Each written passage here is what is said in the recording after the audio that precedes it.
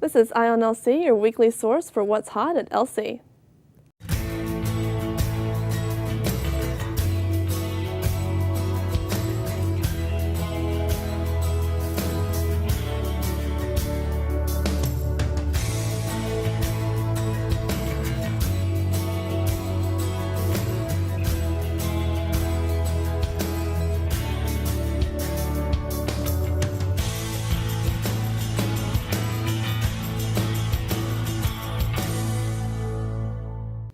Hi, I'm Caroline Moore. Happy Earth Week, LC. As you can see, the Rexmix studio has gone green. Let's get to the news.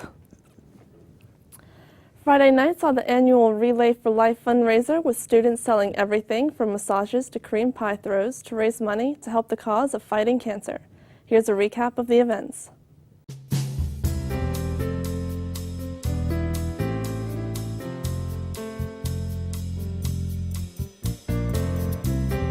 So why is Relay for Life important for you? It's important because I am a survivor, 4 years out, and I was always a part of Relay and knew people, but when it started hitting home, my mom died of cancer, I have cancer, my aunt, my sister, it really strikes home, and so it's important to get the message out to all the community to get involved and find a cure now. How do you feel about this year's Relay for Life? I think it's great. People getting out, being friendly. Community is the most important thing. Everybody we're sort of all in this together. Everybody has something. Well, we're raising money, but again, I say the important thing is the spirit of the community. Everybody's working together. It's not, I don't feel alone, and it's Lynchburg College. And what does Relay for Life mean for you? Well, it means something that we have a real chance to raise money, that to go after something that really affected all of our lives probably. Either everyone here has probably had it, or they know someone who's had it. So it's severely affected so many people that by combining, just seeing other people working together helps bring everyone's spirits up.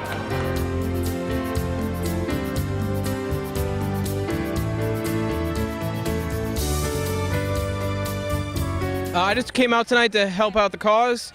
I've been to all the booths so far, and a lot of people are out here tonight just helping everyone out. This will be my 4th year here. I'm personally walking tonight for 4 of my family members that passed away with cancer, so I'm going to do 4 laps in honor of them. So have you done them yet? I've done 2 so far. You're going to continue as the night goes on? Yes, I will. And what does tonight mean for you guys?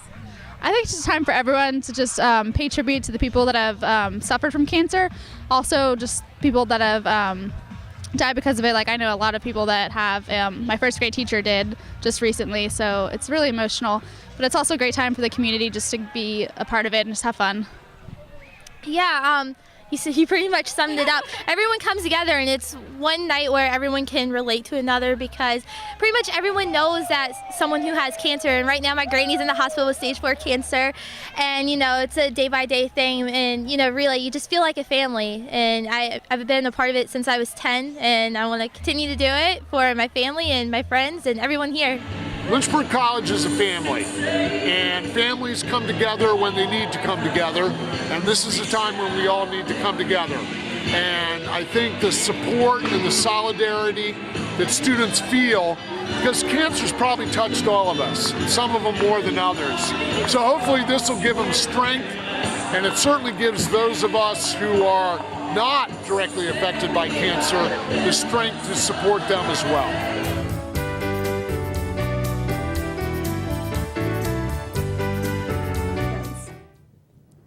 And now for international news with Becca Loftus. Hi, I'm Becca Loftus with your international news. A plane crash in Islamabad, Pakistan has led to the recovery of at least 120 bodies from the scene.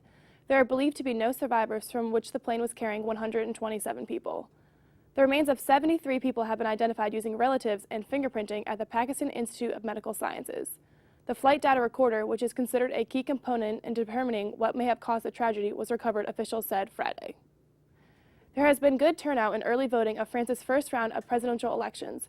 Nicolas Sarkozy is seeking re-election but is facing strong challenger Francois Hollande. There are 10 candidates in all. President Sarkozy, who has been in office since 2007, has promised to reduce France's large budget deficit and to tax people who leave the country for tax reasons. If elected, Mr. Hollande would be France's first left-wing president since François Mitterrand, who completed 2 7-year terms between 1981 and 1995. The presidential vote will be followed by a preliminary election in June. Japan has agreed to write off more than $3.7 billion of debt owed by Burma and to resume developmental aid. The accord came at talks in Tokyo between the country's leaders. They also agreed to plan a special economic zone near Rangoon. Burma has begun political and economic reforms in the past year since a civilian-led government ended nearly 50 years of direct military rule. Lastly, more than 100 people were injured when two passenger trains collided in Amsterdam on Saturday, according to authorities. The trains collided between the Amsterdam Sloterdijk and the Amsterdam Central stations. Video from the scene showed rescue personnel working around the two trains as an injured person was wheeled away in a stretcher. It was not immediately clear why the trains were on the same track, although Ed Krasuski, the police spokesman, did not rule out that one of the trains may have ignored a reg signal. That's all for National. Back to you, Caroline. Thanks, Becca. Tuesday, students gave it their all in the ballroom for LC's Got Talent. Ty Myberg swung by to catch some of the action. I've been so many places in my life and time. I've sung a lot of songs and I made some bad rhymes. Acted out my life on stages, 10,000 people watching. But we're alone now and I'm singing this song to you.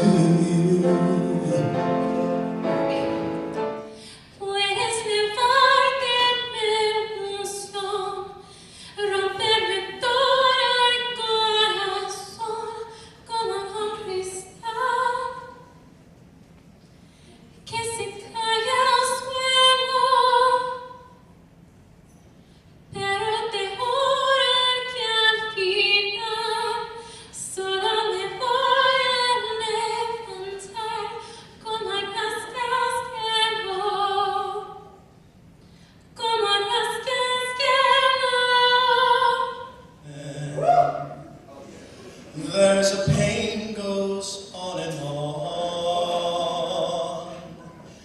Empty chairs and empty tables. Now my friends are dead and gone. Here they sang of revolution. Here it was they lit the flame. Here they talked about tomorrow, but tomorrow never came. So here's a situation, good to every nation. Nobody's ever made me feel the way that you do. You know my motivation, given my reputation. Please excuse me, I don't mean to be rude, but tonight I'm loving you.